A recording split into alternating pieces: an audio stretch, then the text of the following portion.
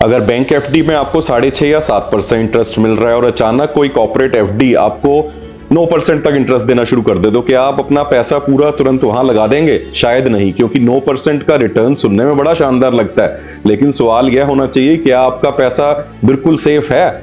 आज सिर्फ corporate fix deposit यानी कॉर्पोरेट एफडी की बात करेंगे। कितना इंटरेस्ट मिल रहा है, उसमें रिस्क कितना है, पैसा लगाने से पहले आपको किन बातों का ध्यान रखना चाहिए, पहले समझते हैं कॉर्पोरेट एफडी होती क्या है। हम बैंक्स में पैसा फिक्स डिपॉजिट में रखते हैं, राइट? उसी तरह कुछ कंपनीज और एनबीएफसी मतलब नॉन बैंकिंग फाइनेंशियल कंपनी भी इन्वेस्टर से फिक्स डिपॉजिट के जरिए पैसा जुटाती है।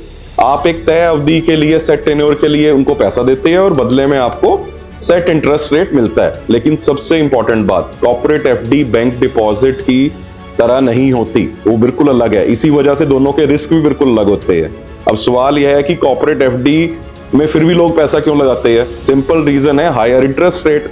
रीसेंट रिपोर्ट्स के मुताबिक आप देख रहे होंगे कुछ कॉर्पोरेट एफडी चुनिंदा टेन्योर्स के लिए 8.95% भी इंटरेस्ट दे रही हैं। अगर आपको बैंक एफडी में करीब 7% मिल रहा है, इसके अंदर 8.95% मिल रहा है, तो ऑफ कोर्स आप इसकी तरफ आकर्षित होंगे ना। लेकिन हायर रिटर्न के साथ हायर रिस्क भी हमेशा आता है। कॉर्पोरेट एफडी में सबसे इंपॉर्टेंट चीज है कंपनी की क्रेडिट वर्दीनेस, मतलब आखिर आपका पैसा जिस कंपनी में लग रहा है वो कंपनी समय पर आपका प्रिंसिपल और इंटरेस्ट वापस कर भी पाएगी या नहीं कर पाएगी। यह बड़ा इंपॉर्टेंट क्वेश्चन होना चाहिए माइंड में। इसलिए कॉर्पोरेट एफडी लेने से पहले कंपनी की क्रेडिट वर्दीनेस या क्रेडिट रेटिंग जरूर चेक करें। कंपनी की फाइनेंशियल हेल्थ और रीपेमेंट का ट्रैक रिकॉर्ड चेक कीजिए।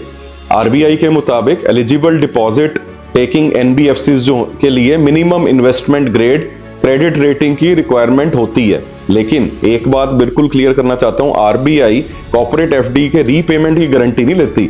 और एनबीएफसी डिपॉजिट्स जो होते हैं वो 5 लाख तक का डीआईसीजीसी डिपॉजिट इंश्योरेंस भी अवेलेबल नहीं होता उनके ऊपर। यानी इंटरेस्ट रेट बड़ा हाई है, लेकिन उसके ऊपर ही डिसीजन मत लीजिए। दूसरी चीज है कॉर्पोरेट एफडी का इंटरेस्ट अमाउंट जो होता है टैक्स फ्री नहीं होता।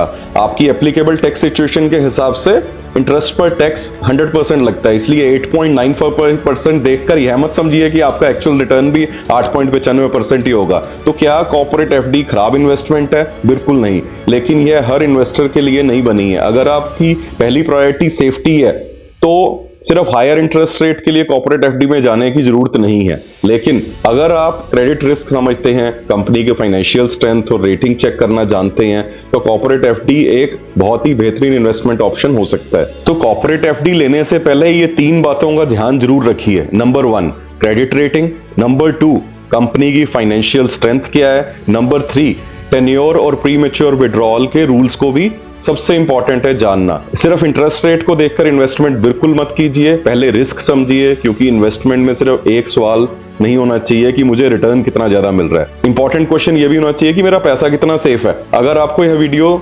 यूजफुल लगा हो तो इसे लाइक कीजिए, शेयर कीजिए, और अगर आपने चैनल को सब्सक्राइब नहीं किया तो प्लीज इसे सब्सक्राइब कीजिए। अगर आपकी कोई भी कॉर्पोरेट एफडी के रिलेटेड कोई क्वेरी है तो इसे आप कमेंट्स में लिख सकते हैं। जय हिंद, जय भारत।